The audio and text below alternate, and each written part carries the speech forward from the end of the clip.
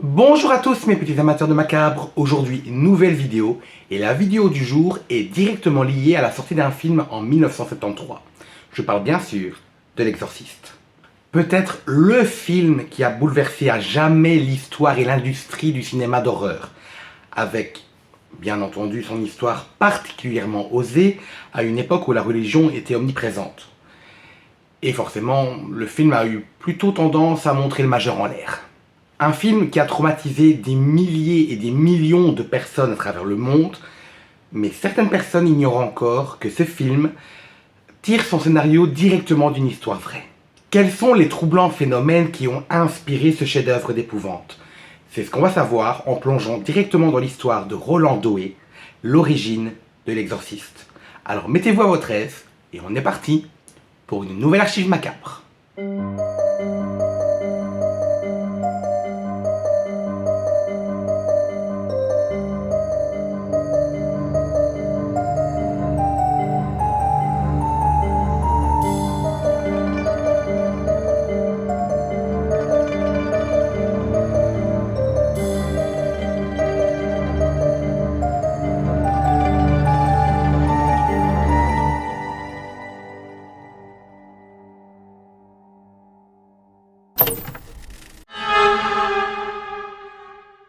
26 décembre 1973, tous les cinémas montrent en grand l'affiche qui expose de manière imposante le titre d'un film qui va défrayer la chronique de manière énigmatique mais également terrifiante. Ce film va raconter les tourments de Regan MacNeil et de sa maman, ou plutôt Régine, pour certains qui ont vu l'ancienne version française, lorsque la jeune fille simple, très normale, quoi, vraiment une enfant tout à fait quelconque, va commencer à devenir un petit peu une sale gosse, très grossière, avec des tendances gynécologiques en forme de croix, si vous voyez ce que je veux dire, un don pour la contorsionnie, non, pour le contorsionnisme plutôt, et avec une fâcheuse lubie à tourner sa tête à 360 degrés. Quoi, les crises d'adolescence, personne n'est là pour juger quoi que ce soit. Et durant le film, elle sera épaulée par deux prêtres qui vont décider de réaliser un exorcisme. Mais bon, ça c'est le film.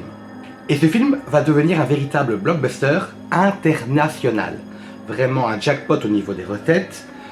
Et le mieux, ça a été vraiment l'impact que ce film a eu sur les spectateurs.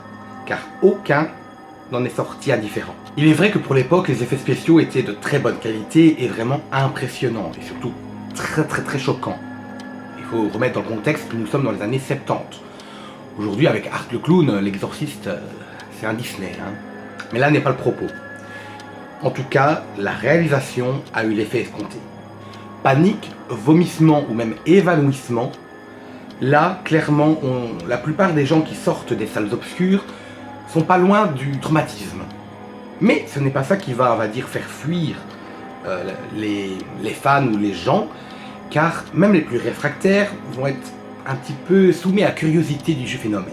Bon, forcément, vu que le genre du film était une véritable attaque, clairement, à la religion catholique, certains membres, enfin certains mouvements haineux ou même tout simplement des mouvements catholiques et religieux ont tenté de faire censurer le film, de le faire retirer des salles. Ça a marché dans quelques pays, mais ce n'est pas ça qui a privé, on va dire, le titre d'un énorme carton. Le film est bel et bien inspiré du livre écrit en 1971 par William Peter Blatty, intitulé L'Exorciste. Mais ce dernier, lui, a eu son inspiration pour son roman directement en lisant un article du Washington Post. Un article évoquant l'histoire d'un certain Roland Doé qui aurait été possédé par le démon et aurait subi plusieurs exorcismes.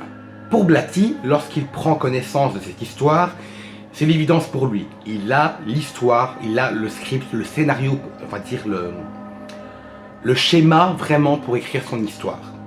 Une histoire d'un cas de possession démoniaque, un cas qui aujourd'hui reste encore rempli de zones d'ombre et de points d'interrogation. Bon, là on a fini de poser le décor, on va dire le décor de questions cinématographiques. Maintenant on va attaquer ce qui nous intéresse vraiment. On va se diriger à Cottage City en 1941 sur la côte est des États-Unis. Cette petite ville du Maryland est très loin d'imaginer les horreurs qui sont sur le point de s'abattre sur la vie de Roland Doué et de sa famille. Une vie qui est à ça de virer au cauchemar. Roland est l'enfant unique d'une famille luthérienne et évangélique, donc en gros une ambiance très religieuse, avec une mère surprotectrice et un père assez en retrait. Il est de nature très calme, très timide, voire même limite introverti.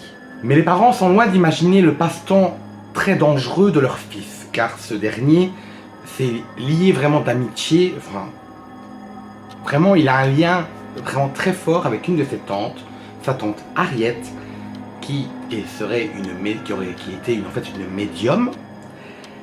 Et cette dernière, en fait, qu'il considérait comme sa meilleure amie, va l'initier à une pratique très dangereuse, le Ouija. Malgré le risque de représailles quand on ouvre une porte dans le monde occulte, Roland, lui, va éprouver une véritable obsession, vraiment une fascination sur le domaine. Mais le souci, c'est qu'il va demander à sa tante de lui apprendre vraiment comment utiliser la planche du spiritisme. Chose qu'il va très vite regretter de manière très amère. Quelque temps après cette initiation, la tante Harriet va mourir de manière très étrange, ce qui va être un véritable coup de massue pour Roland. Un coup très difficile à encaisser car il perd sa meilleure amie, vraiment la personne à laquelle il était le plus attaché. Sous l'effet de la peine et de la douleur, Roland va alors essayer d'utiliser la planche de Ouija pour communiquer, pour essayer d'entrer en communication avec sa tante Harriet. Même si ce qui s'est passé lors de cette séance de communication est inconnu, ce qui va se passer après ne l'est pas.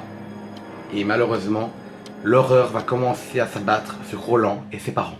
D'inquiétants phénomènes vont commencer à arriver. On va d'abord commencer crescendo, clairement. On va partir sur des bruits sourds, des bruits de grattement. Forcément, les parents, pour eux, ils ignorent vraiment le passe-temps de leur fils. Clairement, ils n'en ont aucune idée. Donc pour eux, ils se disent, on va faire venir un dératiseur. C'est sûrement une invasion. Mais lorsque l'employé finit sa ronde, on ne trouve aucun rat. Aucun rat. Ne serait-ce dans le grenier, dans la maison, dans les fondations, on ne trouve aucune trace de rongeur. Et le comportement de Roland Doué va également être impacté. Ce jeune garçon qui était de nature très calme et paisible va devenir insolent, grossier, violent. Et le pire, c'est que toutes les représentations de Christ, sachant qu'on est dans une famille très catholique, très pieuse, il y en a énormément. Et bien toutes les représentations, toutes les figures, que ce soit les gravures, les croix, ou même des livres, tout ce qui touche à la religion va se mettre à vibrer, que ce soit dans les bibliothèques, sur les meubles ou sur les murs. Pour les parents, surtout pour la mère, c'est un des signes, des preuves qui attestent que leur fils est bel et bien possédé par une entité démoniaque. Le couple va constater que le Roland est vraiment au centre de tous les phénomènes, que ce soit son lit qui tremble, qu'est-ce qu'on a d'autre aussi, même aussi, le père a surtout une impression, c'est que quelque chose suit son fils à la trace. Vraiment, pour eux, il y a quelque chose qui est collé, on va dire, à leur gamin, à leur enfant. Il y a quelque chose qui est prisonnier, on va dire. Ils en ont clairement l'impression, ça leur prend aux tripes, quoi, vraiment. Et surtout, on commence à remarquer des traces et des marques qui apparaissent sur le corps du jeune garçon. Échymose, coupure, là, la terreur va commencer à gagner le couple Doué. Et là, vraiment, la panique va commencer à gagner toute la famille. Dépourvus de solution, les parents vont décider de pousser, on va dire, les portes de leur paroisse locale et solliciter l'aide de Luther Miles Schulz. Même si ce dernier est un membre de l'église, il n'en reste pas moins très rationnel. Donc il va renvoyer les parents vers une unité, on va dire, psychiatrique. Et cela va faire que Roland Doué va être admis donc, dans l'unité psychiatrique de l'hôpital de Georgetown. Roland va être soumis à pas mal de tests, voire même plein de tests vraiment psychologiques, psychiatriques, neuropsychologiques. Et là, les médecins vont être unanimes. Ils ne trouvent rien. On n'a pas de folie, ni de schizophrénie. Pour eux, le garçon est tout à fait normal. Mais parce qu'il y a quand même un mais, tous ceux qui ont été contraints, on va dire, à être près de Roland Doé au moment des examens, vont tous ressentir la même chose. Roland Doé est entouré d'une chose qui les met très mal à l'aise, on ne se sent pas bien quand on est en sa présence. On a l'impression qu'il y a quelque chose qui est avec lui. Et ça, tous les médecins qui ont fréquenté, qui ont vraiment été proches du garçon pendant les examens, vont tous le ressentir de manière unanime. Un cas d'étude qui restera vraiment sans réponse. Et en mars 1949, là, on part littéralement sur une véritable histoire d'épouvante. Car Roland Doé rentre chez lui dans le même état limite qu'avant son admission en unité psychiatrique. Et là, les phénomènes inexpliqués vont reprendre de plus belle. Sauf que cette fois-ci, on n'est plus dans le petit truc, on va dire, mignon. Là, on passe un level au-dessus. Là, on est sur un niveau hardcore. Un jour, la mère va découvrir avec horreur que sur le ventre de son fils, il y est inscrit Saint-Louis. Le plus terrifiant pour eux, c'est que Saint-Louis est la ville où vivait la tante décédée. Pour eux, il s'agit d'un signe, et ils vont plier bagages et vont décider de s'installer à Saint-Louis. Totalement démunis, les parents vont alors solliciter l'aide, on va dire, vraiment de l'église locale, et la mère va faire appel à plusieurs prêtres catholiques. Malheureusement, sans succès. Et les deux hommes qui ont répondu à l'appel de détresse de la mère de famille sont le révérend Bishop et le père Bowdern. Et là, l'exorcisme va être envisagé. Seulement, un exorcisme ne peut pas être réalisé sans autorisation. Il y a un code dans le mouvement de l'église où les prêtres doivent demander l'autorisation de leur supérieur hiérarchique avant de réaliser tout exorcisme. Et lorsqu'ils vont venir à la rencontre du jeune Roland Doé, ils vont être confrontés à une image qu'ils n'auraient jamais cru voir, même dans leur pire cauchemar. Le jeune homme s'agite dans tous les sens, sous les effets de la convulsion. Des marques en forme de scarification vont être aperçues sur le corps du jeune Roland Doé, et ce dernier va même montrer une haine viscérale sur tout ce qui est religieux. Les crucifix, les textes saints, les textes bibliques. Tout ça va alors provoquer chez Roland des crachats, des insultes et même des gestes de violence sur les deux hommes d'église. Et cela va aller jusqu'à maudire les pères vraiment des deux hommes de foi.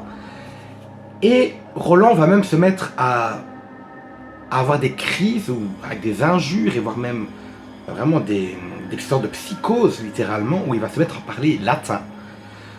Bien entendu, le fait de parler latin ou une langue vraiment inconnue, une langue morte, est une des cases qui coche les possibilités que la personne soit vraiment possédée par un démon. Donc pour le duo, l'exorcisme est la dernière chance pour ce jeune garçon. Le père Bowdern va alors recevoir l'autorisation de ses supérieurs hiérarchiques pour réaliser l'exorcisme, sous réserve de deux conditions. La première, ils doivent être ils doivent être accompagnés d'un troisième, le père Halloran. Et la deuxième, c'est que le trio va devoir tenir un journal, donc un journal de bord, où tout ce qui va se passer durant les séances d'exorcisme doit être écrit noir sur blanc. Tout doit y figurer. Et ce qui va y figurer fait littéralement froid dans le dos. Roland va subir pas moins de 11 exorcismes. Et chaque séance va être un véritable supplice, que ce soit pour le jeune garçon ou pour le saint trio. Passage en transe, violence, insultes et même lévitation. Et en 1988, le Washington Post va alors publié une rare interview du père Halloran, le troisième prêtre qui s'est joint, on va dire, à l'aventure. Et ce dernier va déclarer que lors d'une séance, Roland lui a cassé le nez, et également lors d'une séance, le mot « Hell » est apparu en scarification sur le torse du jeune Roland Doé. Et le 18 avril 1949, le père Bauderne va écrire dans le journal de bord une anecdote qui fait froid dans le dos. Roland va se mettre à parler d'une voix qui n'est pas la sienne et citer en criant « Satan, Satan, je suis Saint-Michel, je vous ordonne de quitter ce corps et emporter les esprits maléfiques avec vous. Sortez de ce corps. » Et après cela, Roland va revenir à lui dans un état vraiment normal, comme s'il venait de se réveiller d'un coma. Et ses premiers mots vont être de dire avec les larmes aux yeux, ça y est, il est parti, c'est fini.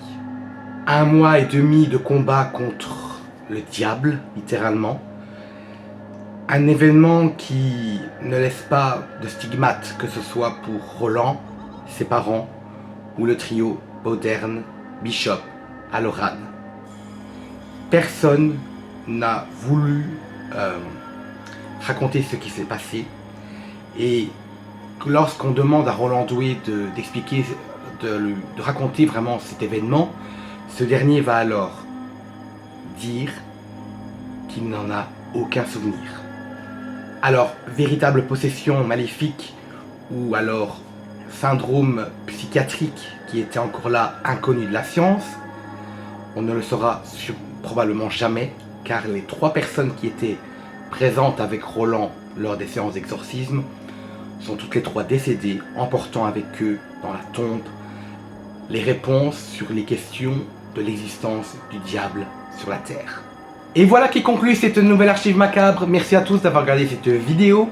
N'hésitez pas à me mettre en commentaire ce que vous avez pensé de cette affaire, à me laisser un petit pouce bleu, ça fait toujours plaisir, à vous abonner et à partager. Et on se dit rendez-vous dimanche prochain 15 h pour une nouvelle archive macabre. Salut!